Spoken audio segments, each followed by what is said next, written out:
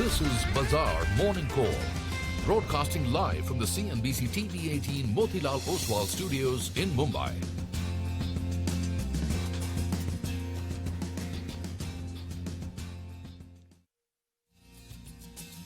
Good morning. Welcome to Bazaar Morning Call. You're watching us live from the CNBC-TV18 Motilal Oswal studio right here in Mumbai. I'm Sonia, and joining me as always, Nigel. And today, of course, Reema is also sitting with us. Prashant is a bit unwell.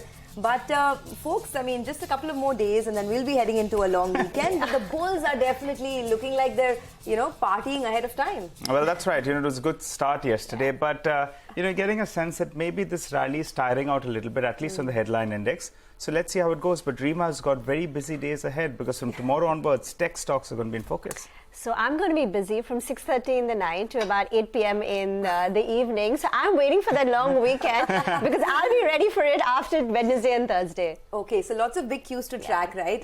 There's a long day coming up today as well. We have many cues, so let's start with it. As we wake up this morning, we have some gains under our belt. So the global markets have done good.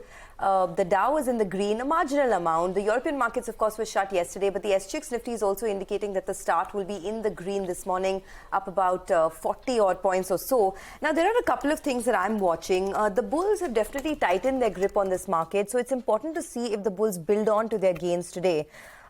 There's a US inflation reading that's out tomorrow, and in that context, this will give you some indication of what the Fed could do in terms of its rate hikes in the next, couple of months. So that's an important indicator to track. But apart from that, there are many positive indicators that the market would latch on to.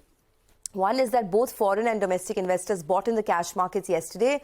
FIs bought about 900 crores, DIs bought 350 crores. And as we've been telling you ad nauseum, this is the 7th straight session that FIs have been buying in the cash market. So in that context, the trend is definitely on the upside.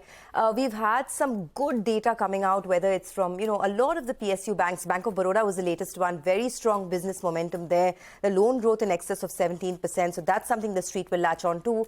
And as Reema was pointing out, tomorrow is the big day when IT kicks off with their earnings, TCS and then Infosys.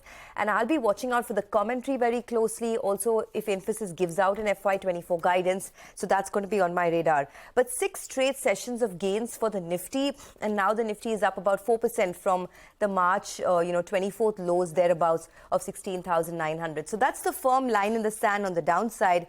On the upside, does this pullback extend itself? Are the cues strong enough?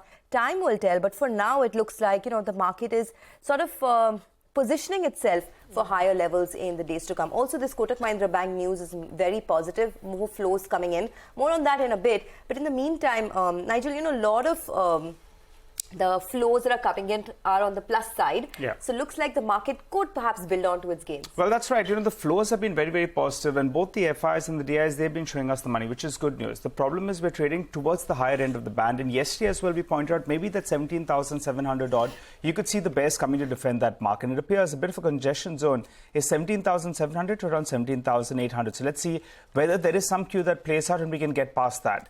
The Nifty Bank, well, it underperformed yesterday. Nimesh was telling us that there was some sell flows that played out, and that's why that was a big underperformer, was down close to around 200 points, but near-term support is at around that 50 DMA. What's encouraging is the broader market outperformance, and yesterday as well you had the small cap as well as the mid cap outperformance continue, which is heartening from a portfolio perspective. The key trigger to track today will be the Nifty Financial Services. It plays out the weekly expiry, and that's representative of the Nifty bank stocks as well as insurance and other financial related stocks. So that's going to be crucial, particularly for the second half of trade. What are the cues coming in from the F&O market? Well, there was clearly short covering that played out. You had, both the Nifty as well as the Nifty Bank open interest was lower. And the FIs in the F&O market, well, they covered shorts. They covered close to 19,000 short contracts. And to just put this into perspective, you'll just look at the short positioning. At the start of the series, it was at around 91%. That's come down to around 82% odd. The net short positioning, that's the shorts minus the longs, well, that was much higher at around 1.4 lakh contracts. That's come down to around 85,000 contracts. So that's down by close to around 38-39% odd. So some part of that short covering, or a large part of that, has already played out. Now, if you're looking at the options data, well, no big direction coming in there because they bought calls, they wrote calls as well. So no big direction coming on that front. But let's focus on a couple of strikes. You have the 17,700 call and the 17,600 put. Well, they were very active in trade yesterday. So you're assuming there is a strategy that's playing out. You write both those two strikes, pocket close to around 100 rupees odd, which gives you a broad range. On the downside, you're looking at around 17,500. On the upside, you're looking at around 17,800. Near-term resistance, though, will be yesterday's high, which was at around 17,700. And the support level is close to the 50 DMA. So guarding the 50 DMA in the downside is going to be crucial. On the Nifty Bank, well, yesterday as well, you saw the 41,000 call that was very, very active. The premium is between 150 to around 300 rupees, and that perfectly ties in. Last couple of sessions, we've gone to around 41,200, 41,300 odd, and we're seeing some supply that's coming in from there. So that appears to be a bit of a resistance zone, but on the downside, you're counting on the 50 DMA holding out here as well. SGX 50 is indicating a positive start. Need to get past that 17,700 and watch for the Nifty Financial Services, because that index is going to be the big trigger, particularly for the second half of trade. And as Sonia mentioned, Kotak Mahindra Bank will be the start today. Rima, what else? Well, I'm going to just give a brief preview about the IT earnings and what we can expect. TCS tomorrow post-market hours, and then you've got Infosys on Thursday post-market hours, right? Broadly, we're expecting a fairly weak set of earnings. Let me pull up the consensus expectations, right? On TCS, it's a 1% growth. On Infosys, it's a 0.4% growth. And this is likely to be the slowest growth since the COVID quarter, Q1 of FY21. That's basically, 10 quarters back. And that's the, rough growth rate. So post-COVID, there was a big boom in digital transformation. So growth rates had accelerated. So for TCS, the last 2.5-year average growth was 3.5%. For Infosys, it was more than 4%. But now things are slowing down. So if Infi clocks in a growth rate less than 1%, it will be the lowest since Q1 FY21. And if TCS clocks in a growth rate less than 2%, it will be a growth rate of, again, lowest since, 10 quarters. Q1 of FY21. Between Infi and TCS, Infi has been the underperformer. Year to date, Infi has underperformed TCS. And there are two reasons for that.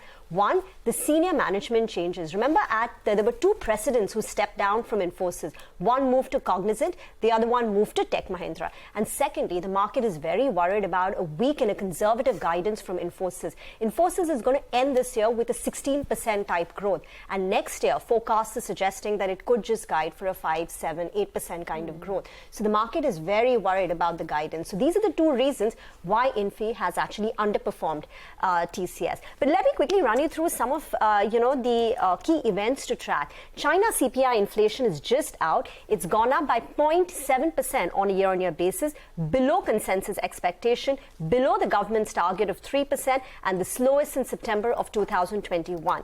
While it does suggest that domestic Chinese demand is slowing down and it continues to remain weak, is there a chance of further stimulus being announced by the Chinese government? So as we await inflation data from India and US over the next 48 hours, China has released the inflation data. And events to track: Financial Nifty expiry.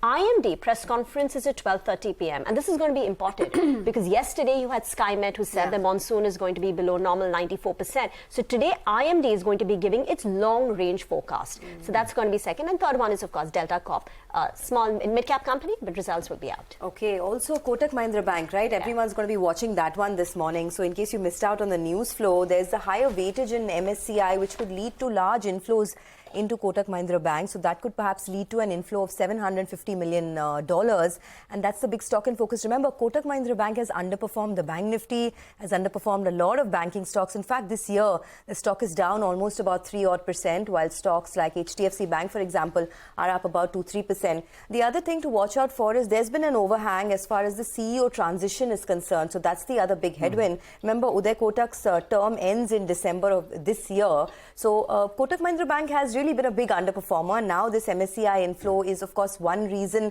for the market to look at it. But in general, it has underperformed most stocks. So let's see. There is the overhang of the CEO transition. So that in the medium term, that is still an issue. But just for today, you could see some. It just appears that the Kotak Mahindra Bank management as well is proactive out here. If you normally see it, they disclose a shareholding pattern closer to around the third week post the quarter ending.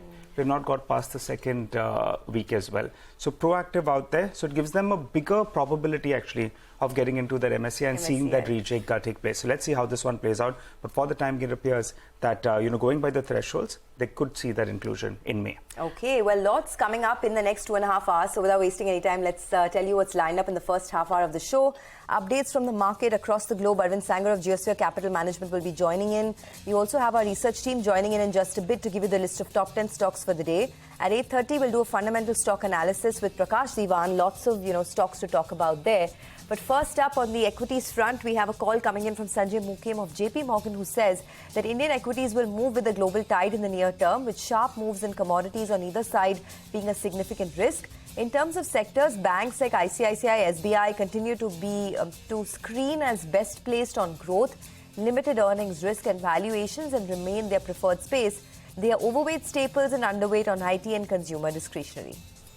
Let's get you some money market views then. On the rupee, Kunal Sudhani of Shinhan Bank says the dollar index and the treasury yield rose after non-farm payrolls data, and now all eyes on the FOMC minutes and the US March inflation data, which is due tomorrow.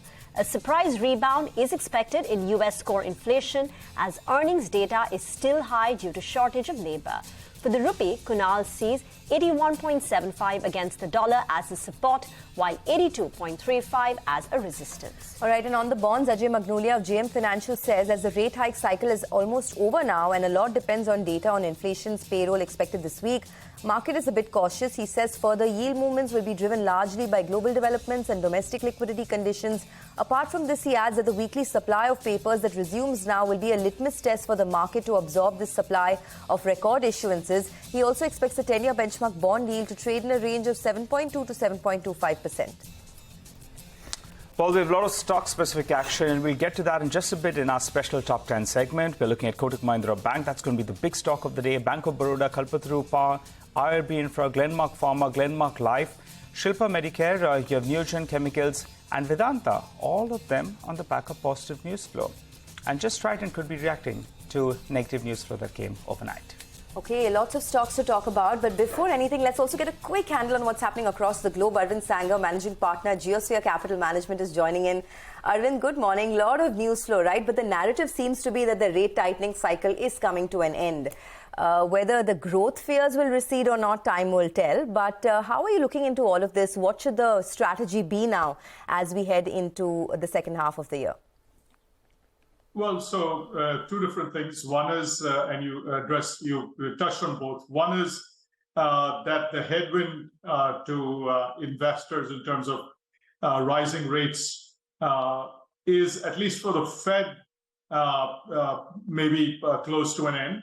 That may not be the case for ECB. It may go a little bit longer, but Fed may be close to an end. So I think in that sense, that risk-off, sentiment and the attractiveness of investing in fixed income relative to taking the risk of investing in equities, that when you can get 4+% in government bond yields and high quality bonds, that headwind may be coming to an end for equity investors. But the new headwind that we have to worry about for at least those markets that are going to potentially see a recession, which the U.S. is, prime candidate number one for a risk of a recession, then that becomes the issue, that what's going to happen to earnings. So putting India in context, the headwind of rising rates was causing, fund flows to be negative. But India's own earnings growth and economic growth is not on the same shaky wicket that the U.S. economy is. So I think in that sense, that would be a positive for Indian equities. All right. Hi, Arvind. Good morning. Arvind, the last time you joined us, close to 20, 25 days or so ago, and we were asking you, what about the downside for the Indian markets? Whether it could be 5 to 10%. Surprise, surprise, from then, we're up close to around 5% odd. And you were saying that we don't have a banking problem out here, so maybe you'll be incremental positive. What's your view now, post this 5% rally? Do you continue to maintain your positive stance? And what else are you looking at from the Indian markets? Yes, we are remaining positive. We are looking for the upcoming earnings season to give us more confidence that the earnings story in India is on track. And we're looking for cues from a lot of the domestic-facing industries. Luckily, one of the things that we were concerned about, the weather has not been as hot as last year. So the energy crisis in terms of power shortages has not been as acute. That is one potential headwind for the economy that hopefully will not play out in the remaining part of summer. But it's something to keep an eye on as a modest near-term headwind. It's not a structural headwind, it's a modest near-term headwind. But other than that, inflation is important.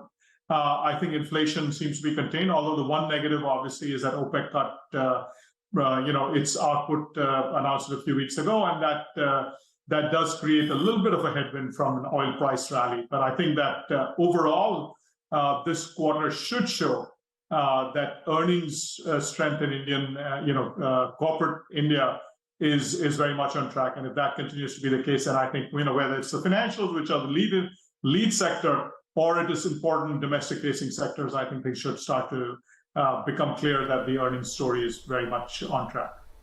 Arvind, between India and China, is China still favored versus India, or do you think the relative valuations now, the difference between the two is not very significant? Now investors are viewing both of them equally, India and China? I think the China bounce really started in October last year and really ended, in my opinion, in terms of the significant bounce, soon after Chinese New Year. So in my opinion, the China story is at this point on its own merits. India is on its own merit, and the China story continues to see headwinds. I mean, they have arrested or made disappear the leading investment banker in China. There's a lot of anti-corruption moves against leading lights in the financial services industry, banking, investment banking, what have you. I don't think China is making itself as a safe place where people feel comfortable investing without knowing which policy, initiative would cause which sector to come under pressure. We've seen that over the years, whether it was technology, it was gaming, it was, online gaming, and it was a lot of other sectors, real estate. There's been a lot of that damage done. So I don't think at this point with the rebound, Chinese valuations are significantly lower than India's, but I think they deserve to be. So I don't think India at this point will be impacted with China fund flows back to a significant extent. Okay, Arvind, one last question before we let you go. So in the next couple of days, we're only going to be talking about the technology companies, right? And this is important because we might get a first indication of what FY24 could look like, with Infosys perhaps giving out a guidance as well. What side of the fence are you on? Are you buying or are you avoiding IT stocks? I think that the IT stocks, the concerns about the banking sector crisis are overdone. I think the concerns about the recession in the US still remain and the effect, but I think that IT stocks at this point, in my opinion, are pretty well discounting a lot of the bad news. So I would say that on the balance, since I'm also a little bit bearish on the dollar, I think IT stocks on balance look to us to be reasonably priced. And I think that the earnings outlook will be relatively supportive of equities in the IT sector. Oh, okay, that's interesting. Thanks a lot, Arvind, for joining in and giving us a quick take on what to expect over the next couple of weeks and months in the global and local markets. Appreciate your thoughts. We'll slip into a quick break. Lots of stocks to focus on this morning. Kotak Mahindra Bank could top the charts as well. More on that in a bit. Stay with us.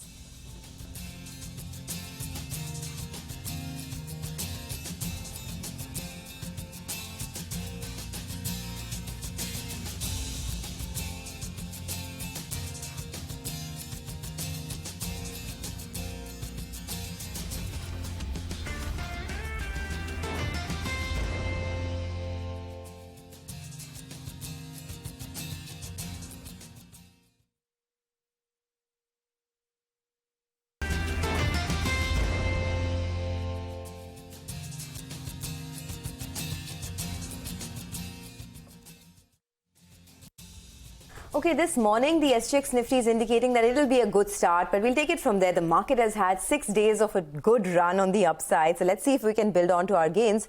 For now, a lot of stocks to talk about. Kotak Mahindra Bank could top the charts this morning. Vivek is here to tell us why. Vivek, over to you.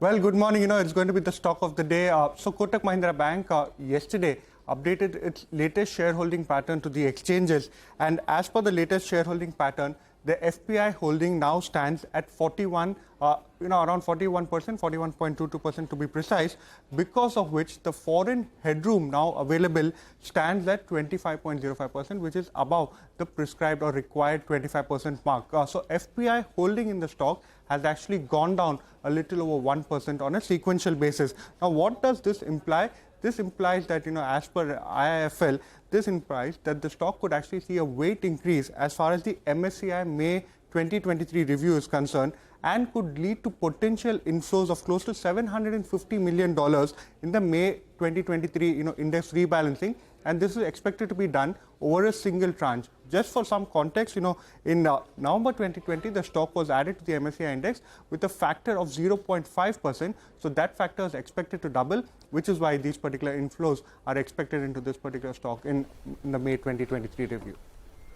Vivek, thank you very much for that. Let's get our daily dose of pharma. Ekta joins in with news on Glenmark, Glenmark Life and Shilpa Medicare. Ekta.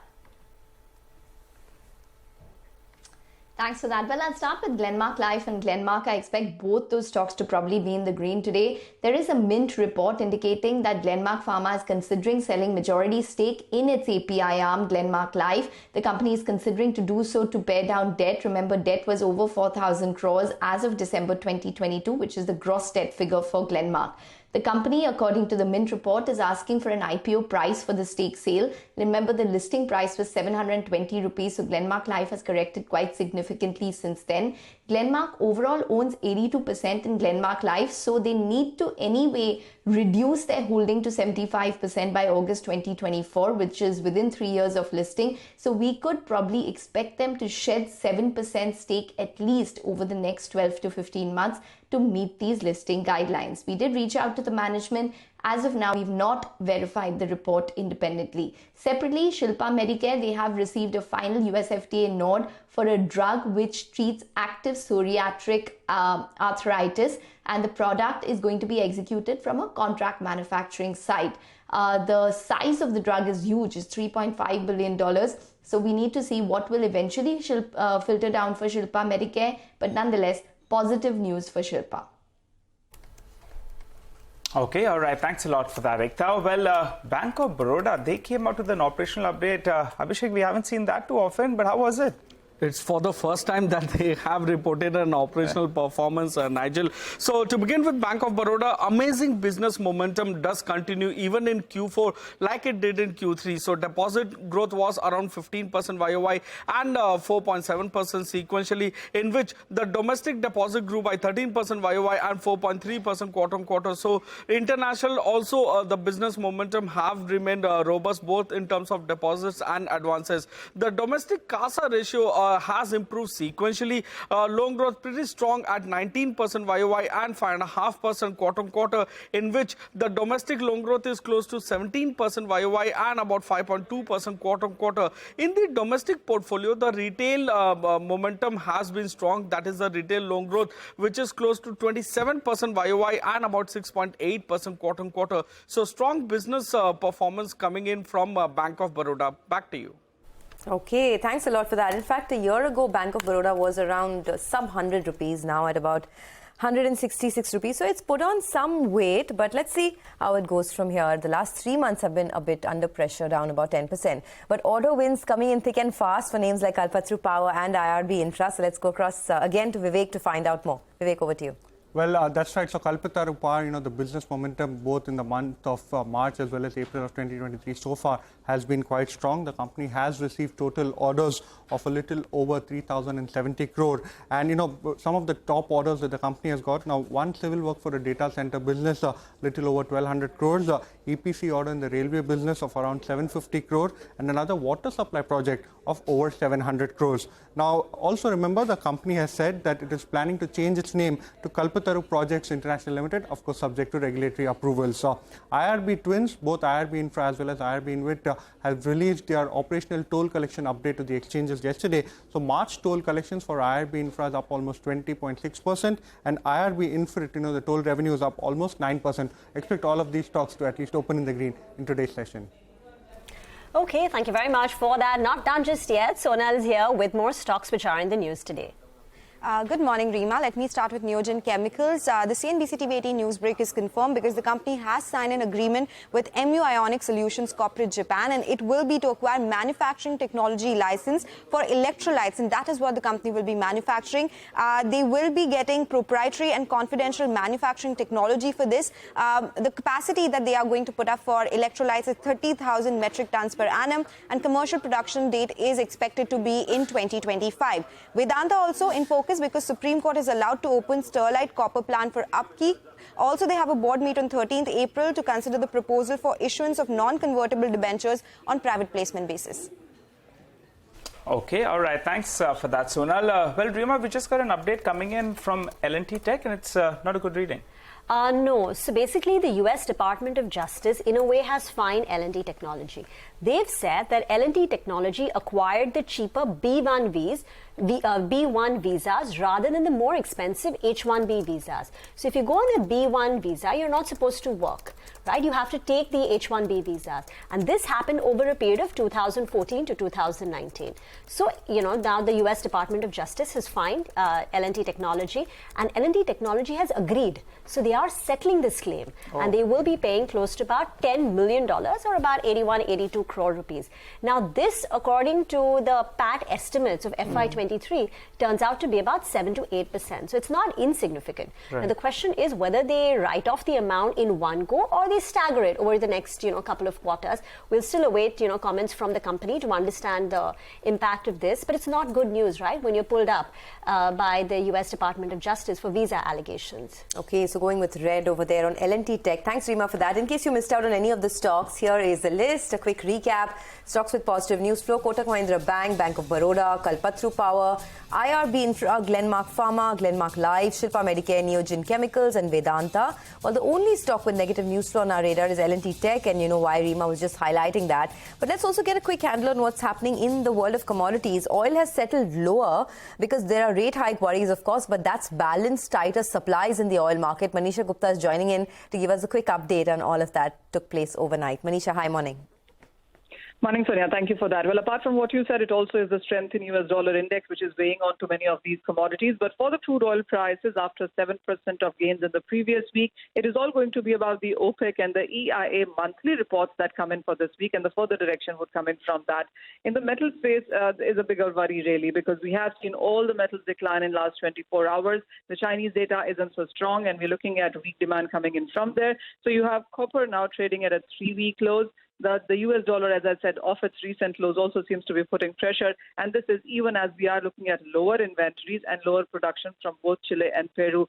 Not just copper, zinc is trading near 5-month lows. You have iron ore prices extending decline now, and that's trading at a 3-month lows. The latest MySteel data says that even as the production of steel bar and rods has declined by 1% in the previous month, but the consumption itself has declined by a big 7%, and that's weighing on iron ore and the steel prices today this morning. Manisha, thank you very much for that. Need to slip into a very short break. On the other side, we'll talk more stocks. Prakash Diwan will join in for some fundamental stock analysis. Later, we'll also connect with Rohan Verma of MapmyIndia to talk about the launch of their gadgets. So this is a map company which is now getting into gadgets for cars and two-wheelers.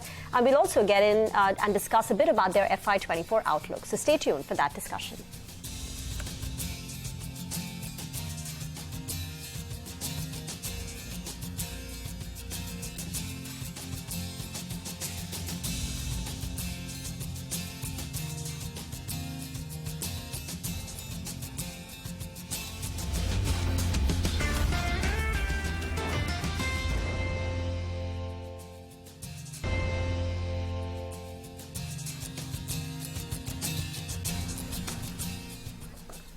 Welcome back. Hope you're having a good morning. Well, for starters, at least CSX, if you're suggesting that maybe we'll see some green overnight. The Dow ended high with a gain of around 100 points. We're seeing some kind of rub-off. And I was looking at the Dow futures as well. For whatever it's worth, it's up close to 250 to around 300 points. Odd volumes as well, relatively higher than what we normally see. Maybe people resuming after that long weekend.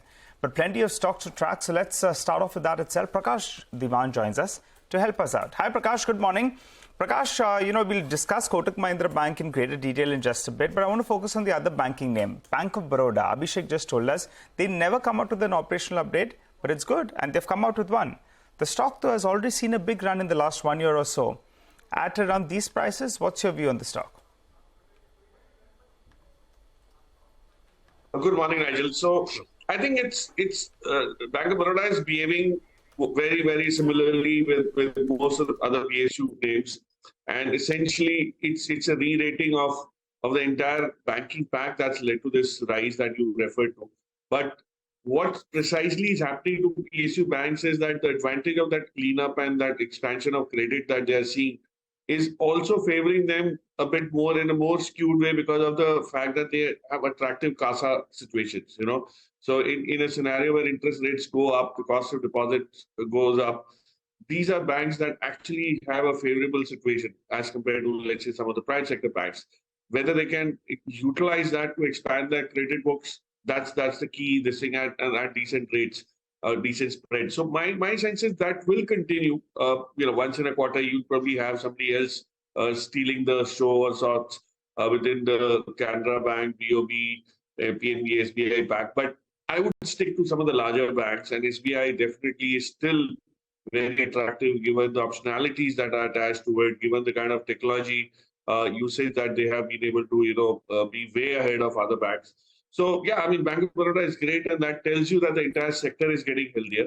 But don't lose sight of the fact that SBI is still the leader by a far margin, with very, very wide margin, and there's no reason why that would also show any kind of disappointment. So, yeah, so we're happy to kind of look at other banks, but not move out of SBI for sure. Got it. You prefer to stick with the leader, and between this and that, you prefer SBI. Got it. What about Kotak Mahindra Bank? I agree that doubling of the MSCI would, sort of be positive for the stock, etc. But there is still that overhang about the CEO transition, and we do know that Kotak has underperformed the market, underperformed its peers quite a bit. Do you see that changing anytime soon? Good morning, Sonia. So yes, I do. Kotak has chosen to step back when things were difficult in terms of the NPA rise that you saw in some of the other banks. It was precisely because of the kind of sharp growth targets that most private sector banks were chasing at a time when Kotak was trying to take a backseat. And that's probably been a very conscious decision to make sure that they restore the strength of the balance sheet before they chase P&L. And from that perspective, I think Kotak will probably start flexing itself in the next couple of quarters. Because this is the right time to do it. You could go back to clients which are quality, you could still maintain NIM spreads, and at the same time manage to keep your balance sheet on the resources side or the fundraising side to be very, very strong. So the December deadline that we have for the leadership is probably going to be, I mean, all of us are way aware about that. That will probably start getting addressed also middle of this year, calendar 23. So I'm sure Kotak will probably do things right. This weighted change is something which will probably trigger a little bit of a momentum there, but from a value perspective, I think it's probably available at the lowest price to book that we've ever seen in the last so many years. So if the limelight shifts from HDFC Bank to something else, probably it could be Kotak. Prakash, in just moments from now, we will be chatting with the management of MapmyIndia. And, as everyone knows, this is a map software company. But last month, they announced their entry in a way into hardware or gadgets, where they've introduced Mapply's gadgets, Mapple's gadgets, for GPS trackers, dash cameras, in-dash navigation systems, infotainment, and smart helmet kits for cars and two-wheelers. How do you think about this move by the company to get into adjacencies? So it's quite kind of useful for any company which has the basic application platform in place, and they would probably utilize that to make it into a much more scalable product suite. But these are challenging things, Ripa. You know that it's not so easy for small companies to scale up, get themselves branded, get distribution right. And at some point in time, the product acceptance becomes a very binary kind of a situation. So if people don't like utilizing the product, you probably can't even grow that portfolio to the extent of the plan that you have. So it is challenging. I would not be in a hurry to get excited about buying into something like this just on the basis of this development, but rather see the acceptance in the market, let them go to the market, find their feet. and then you probably have ample time to tide in when the scaling up happens. So that's the idea. Not rushing into it for sure. So Prakash, do stay on. Let me invite the management of MapmyIndia on this development. The Mapple's gadgets for automobiles and two-wheelers, which includes GPS trackers, dash cameras, navigation systems, Navi and infotainment systems, and smart helmet kits. These gadgets can prevent vehicle theft, help recover stolen vehicles, or reconstruct why an accident occurred in the first place. Rohan Verma, CEO and ED at MapmyIndia, is now with us on the show. Rohan, morning, and thanks for joining in. This is Rima here. Could you talk about the product acceptance? This was introduced by you a month back, towards the end of February. How many gadgets have you sold so far? What's the run rate? Thanks a lot, Rima, for having me. See, with the IoT gadgets, as Prakash was mentioning earlier, we have a pretty strong acceptance of our navigation application and platform, of our tracking application or road safety application and platform, and the maps underlying. With gadgets, we've been servicing the fleet market for a long time, selling to fleet transporters, to logistics companies, to taxi companies, etc. Now we have also added on the consumer market, because you see that 280 million vehicles on the road, 70% of which are for personal use, four-wheelers and two-wheelers. Now with that, the acceptance has actually been quite good. We are actively selling through hundreds of showrooms across the countries for vehicles, four-wheelers and two-wheelers, where it goes as an accessory or an after-sale product which people use to upgrade the car from a hardware point of view. If you have like your wife or kids traveling, or your driver going, you'd like to have a live CCTV view through a dash camera of what's happening in the car. Or if an accident happens, then whose fault was it really? Or with the infotainment system, you get this nice connected infotainment navigation, which is embedded, but also having live traffic and safety.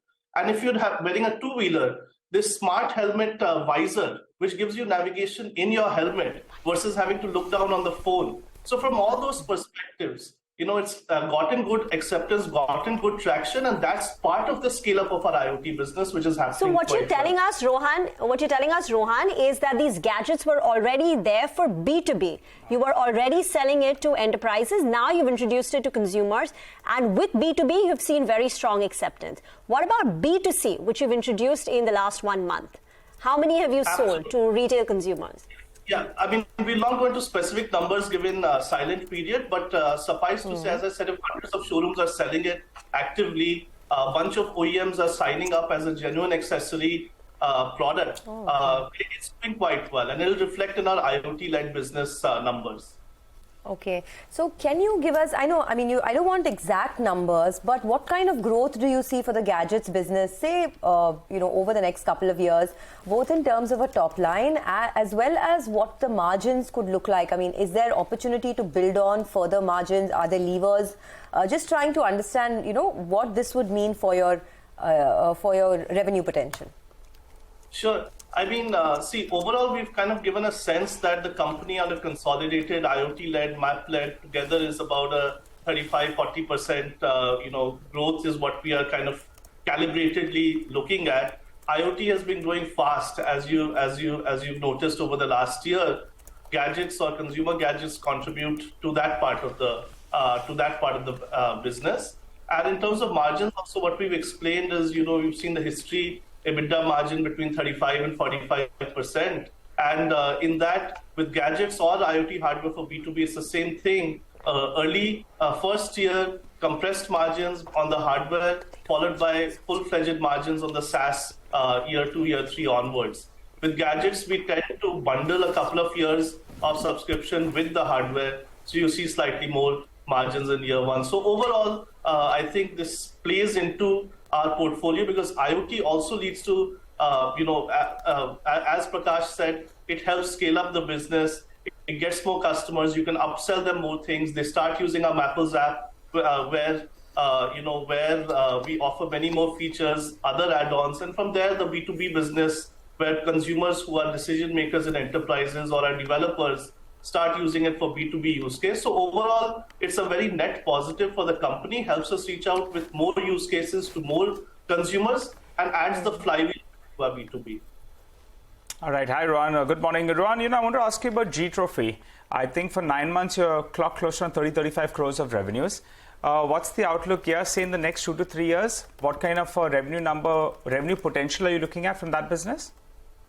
See, it's a very large market out there for G2P or our IoT-led business, as we say. Because 280 million vehicles on the road, a couple thousand rupees, for the set of products, or that's just an average I'm trying to give you. So if you really look at the revenue potential, it's quite high.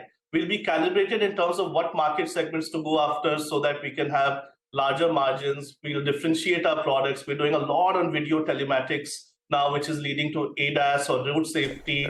Rohan, try to give us a longer-term revenue number from this business. We got the potential. Just wanted to understand. You must be having some revenue target in mind from this business. So if you could tell it to us.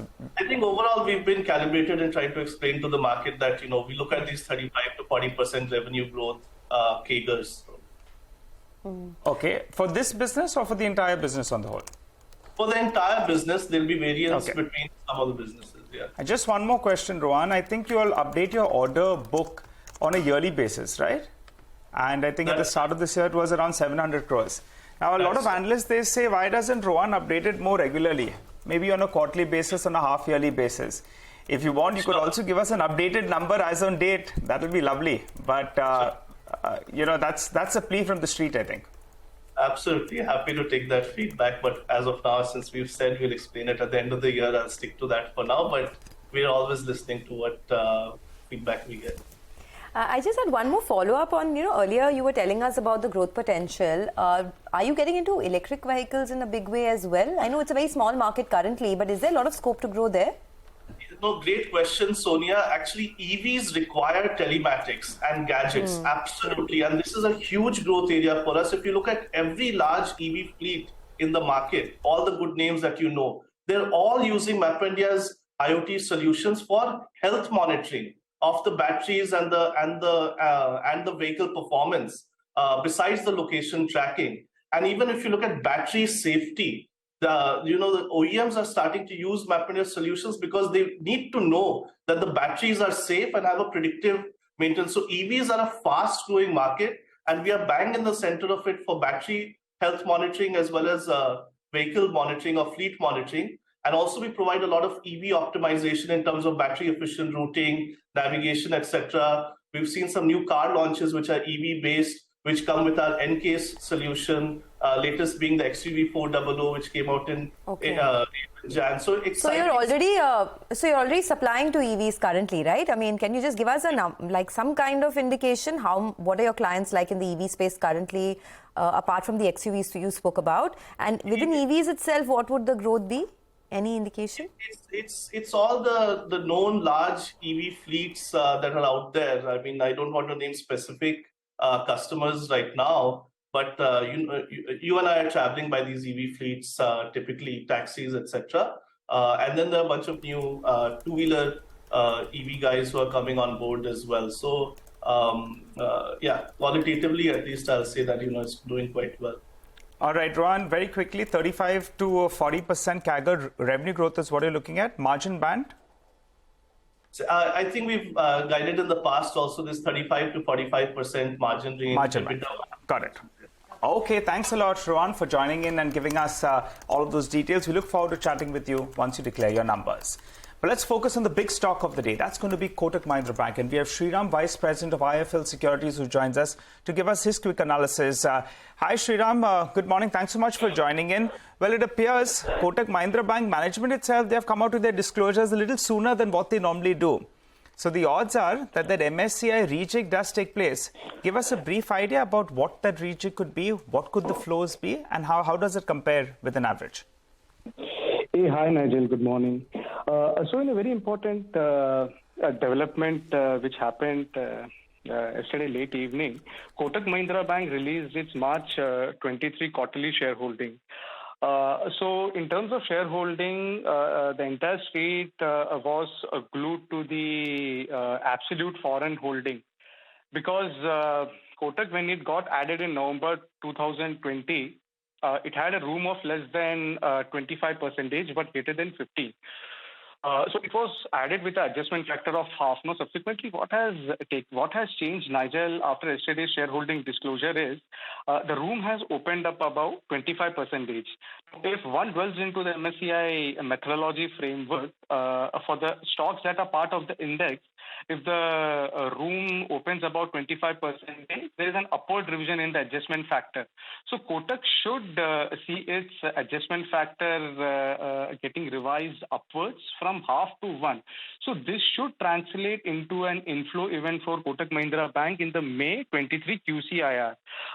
We extrapolate inflows to the tune of $750 to $800 million, which is almost 7.5 to 8 days ADV. It's a very significant event for Kotak per se. And Sriram, typically this increase in the holding from 0.5 to expected 1, does that happen in one go? Will the entire change reflect in the May MSCI revision? Or will it be staggered? Yeah. So in terms of MSCI framework, this will be implemented in a single tranche. Okay. Okay. And what about other indices? So MSCI is likely to, raise the, weightage, and therefore we will see inflows for those funds benchmarked to MSCI. What about the others like FTSE, etc.? Does it open up headroom anywhere else? So, Reema, in terms of FTSE, Kotak got added in the Kotak got added in the March semi-annual review. So in terms of FTSE framework, Kotak Mahindra Bank was part of FTSE indices at some point in time, I guess around 2017-18. But it eventually got deleted because of lack of foreign room. So as per FTSE framework, it will happen over next 10 to 12 reviews, and in each review, 5% float will get added in Kotak. So in terms of Kotak for FTSE, it will be an inflow event of $80 to $90 million each review. So let's say in the June review, it will increase again, September, December, so on and so forth. Okay, got that. So that's the expectation for the FTSE review. Sriram, good morning. I had a question on what the future of the share price could be, irrespective of this news flow. Of course, there will be more money coming in, so logically the stock will go up. But the overhang has really been because of the CEO transition, right? I mean, they haven't put in place a new CEO. Their Kotak's term expires in December. So do you think that overhang will keep the stock under pressure, and perhaps this underperformance that it's seen compared to its peers is something that could continue? Yeah, hi, Sonia. Good morning. Sonia, so I will shy away from commenting on the fundamental aspects and other technical aspects because I'm not an expert in that domain. But yeah, in terms of an alternative perspective, there is definitely the fund positioning is on the lower side in Kotak. Be it active funds. Right, both FPIs as well as domestic funds. Am I audible? Yes, go ahead. Please go ahead. Yeah. So in terms of positioning, it's on the lighter side. Now, this liquidity event might act as a catalyst that will compel the active funds to calibrate their positioning in Kotak. Okay. Any other MSCI additions that you're expecting in the May review? Yeah, so MSCI will be announcing the results of the May 23 QCIR on 11th May, 12th May, early India Standard Time. It will be out around about 3:30 a.m. So my list of expectations of potential inclusions include Hindustan Aeronautics and Power Finance. This will be the highest probability names from my side. KKC is almost there in terms of the framework. KKC is part of the small cap index currently. It's at the upper end of the small cap buffer and lower end of the standard buffer. So the price action will be important in the run up to the cutoff date for KKC. So KKC will be a medium probability inclusion candidate for me. In terms of deletion, I expect a deletion of Indus Towers in the forthcoming review. KKC would be Cummins, right? Cummins, yes. Cummins India Kirloskar. Yeah. Okay, yeah. Sriram, thanks So a there lot are for couple joining of- in. Yeah. Yeah. Go ahead. Great. Yeah, so there are a couple of weight changes as well, which I'm anticipating on the back of the promoter stake sale that has been. So Indigo will be one, Adani Ports and Indigo. SEZ will be other. Yeah, Indigo, Interglobe Aviation, Adani Ports and SEZ will be other, and Motherson, Samvardhana, Motherson as well. For Infosys, I'm expecting a weight reduction because the index provider will be adjusting for the post buyback shares. So I'm expecting a downweighting in Infosys in the review. Portfolio. Okay, so Indigo, Adani Ports, Samvardhan, Motherson, and Indigo. What did you say? There'll be an addition, is it? There will be a weight up. There will be a weight up on the back of flow changes. Okay, all right, got that. Thanks a lot. Very helpful, actually, to give us all these names. Thanks for joining in, Sriram. Appreciate your thoughts. We need to take a quick break. More on that in a bit. We'll also get our technical experts, Mitesh Thakkar and Sudarshan Sukhani, for some technical trades. Stay tuned.